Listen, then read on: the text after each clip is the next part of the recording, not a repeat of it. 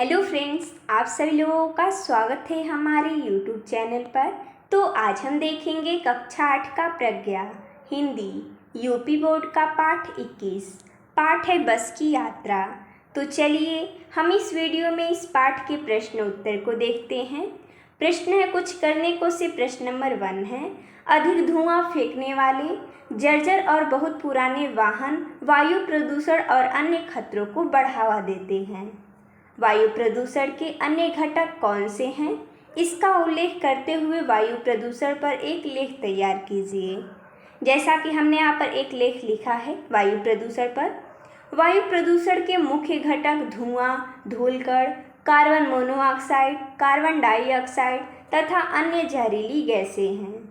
इनके प्रमुख स्रोत वाहन, कारखाने, औद्योगिकरण, सिगरेट और पेड़ों की कटाई है।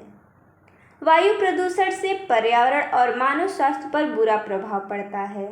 इसे कम करने के लिए अधिक से अधिक पेड़ लगाने, वाहनों का कम उपयोग करने और प्रदूषण फैलाने वाली गतिविधियों पर रोक लगाने की आवश्यकता है। आगे विचार कल्पना से प्रश्न नंबर 1 है, लेखक ने बस को सजीव रूप में देखा है। अनुमान लगाइए कि अगर लेखक बस से बातचीत करते तो उनकी और बस के बीच में कहाँ कहाँ और क्या क्या बातें होती। जैसा कि हमने यहाँ पर लिखा है, लेखक और बस अगर आपस में बातचीत करते तो निम्न स्थान पर उनके बीच इस तरह की बातें होती। जैसे सबसे पहले लेखक और बस की बातचीत वहाँ हुई होगी जहाँ लेखक ने पहली बार बस को देखा। लेखक: बस माता जी, आपको नमस्कार। धन्य हैं आप जो इतनी वयोवृद्धा होने पर भी यात्रियों की सेवा में तत्पर हैं। क्या आप इस उम्र में थकान महसूस नहीं करती? बस क्या करूं बेटा, गुलाम हूँ। अपनी मर्जी से कहाँ जी सकती हूँ मैं अपनी जिंदगी। बस कंपनी के मालिकों को मुझ बुढ़िया पर तरस ही नहीं आता। रिटायरमेंट की उम्र में भी मुझसे काम करवाए जा रहे हैं। और लेखक की बस से दूसरी बातचीत वहाँ हुई होगी जहाँ बस एकाएक रुक जाती है। लेखक: बस मैया रुक क्यों जाती हो बार बार, लगता है कुछ ज़्यादा ही थक गई हो। बस तुम चिंता मत करो, तुम सबको तुम्हारे गंतव्य तक अवश्य पहुँचा दूंगी देर सवेर, थोड़ा मुझे आराम कर लेने दो। लेखक और बस की तीसरी बार बातचीत तब हुई होगी जब बस नाले में गिरते गिरते बसती है। बस: मुझे माफ़ करना बेटा, मेरी वजह से अभी तुम लोगों की यात्रा अंतिम यात्रा हो जाती। क्या करूं, आँखों की रोशनी भी कम हो गई है, रास्ता भी सूझ नहीं रहा और इस पर इतना कमज़ोर शरीर अब चला नहीं जा रहा मुझसे। लेखक: कोई बात नहीं बस मैया, हम तुम्हारी मजबूरी समझ रहे हैं, लेकिन हमें अफसोस है कि हम आपके लिए कुछ नहीं कर सकते। आगे पाठ से प्रश्न नंबर 1 है, लोगों ने शाम वाली बस से सफ़र नहीं करने की सलाह क्यों दी थी? उत्तर हो जाएगा, बस बहुत ही पुरानी और जर्जर अवस्था में थी। रास्ते में कहीं भी खराब या दुर्घटना का शिकार हो सकती थी, इसलिए लोगों ने शाम वाली बस से सफ़र नहीं करने की सलाह दी थी।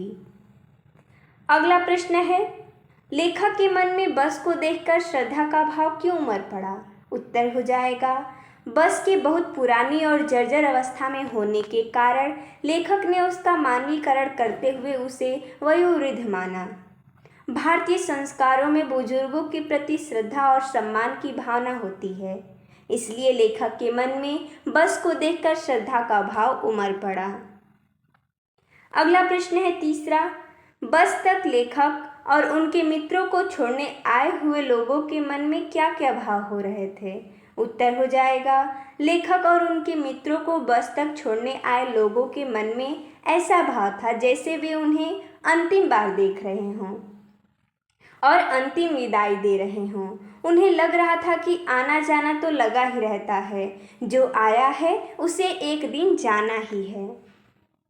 अगला प्रश्न है, बस सविनय अवज्ञा आंदोलन के दौर से गुजर रही थी। इस वाक्य से लेखक का क्या तात्पर्य है?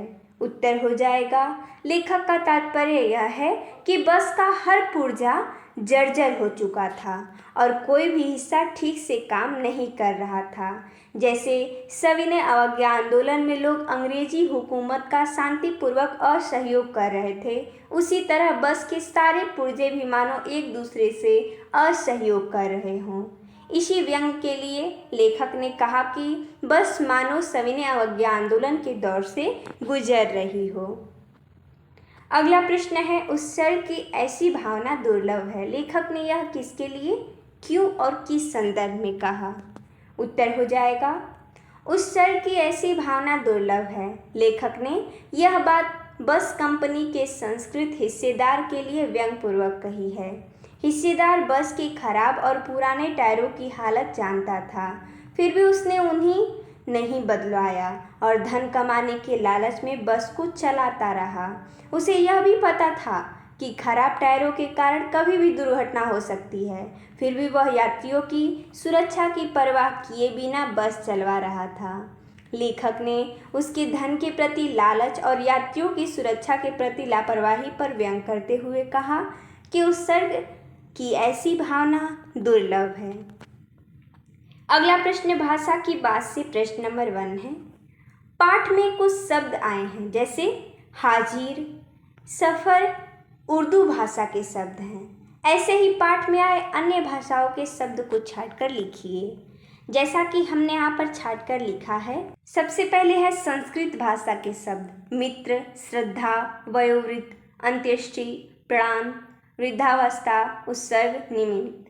अंग्रेजी शब्द के भाषा के शब्द हैं engine, bus, company, training, body, seat, full, brake, petrol और टायर।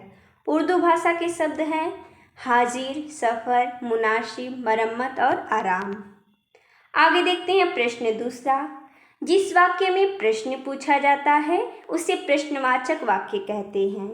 प्रश्नवाचक वाक्य में क्या, कहाँ, क्यों, कैसे आदि शब्दों का प्रयोग किया जाता है, परंतु पाठ में कुछ ऐसे वाक्य हैं जिनके उत्तर में इन शब्दों का प्रयोग किया गया है, जैसे वह बोले चलती क्यों नहीं है जी, अभी चलेगी, हाँ जी और कैसे चलेगी। इस प्रकार के 5 वाक्य आप भी बनाइए, जैसा कि हमने यहाँ पर बनाया है 5 प्रश्नवाचक वाक्य। क्या तुम हमारे साथ चलोगे, तुम कल कहाँ गायब थे, यह तो बताओ कि हमारी गलती क्या है, रमा बार बार उधर क्यों देख रही है, पिताजी मुंबई से कब लौटेंगे। उसमें क्या, कहाँ, क्या, क्यों, कब, ये सब प्रश्नवाचक शब्द हैं और वाक्य में प्रयोग होने से प्रश्नवाचक वाक्य बन गया है, क्योंकि प्रश्न पूछा जा रहा है। आगे है, जिन शब्दों के एक से अधिक अर्थ होते हैं उन्हें अनेकार्थी शब्द कहते हैं, जैसे बस यातायात के साधन के अर्थ में और पर्याप्त के अर्थ में प्रयुक्त होता है। नीचे दिए गए अनेकार्थी शब्दों के अर्थ लिखकर उनका वाक्यों में प्रयोग कीजिए, जैसा कि कर का 2 अर्थ होता है, पत्र का 2 अर्थ होता है, सोना का 2 अर्थ होता है और मन का अर्थ होता है 2। तो हमें दोनों अर्थ लिखना है और साथ ही साथ वाक्यों में प्रयोग भी करना है। जैसे एक कर का अर्थ होता है हाथ, तो हाथ का वाक्य प्रयोग हो जाएगा, यह पत्र दादी जी के कर कमलों से लिखा गया था। और एक कर का अर्थ होता है टैक्स, हमें अपना बिक्री कर समय पर जमा करना चाहिए।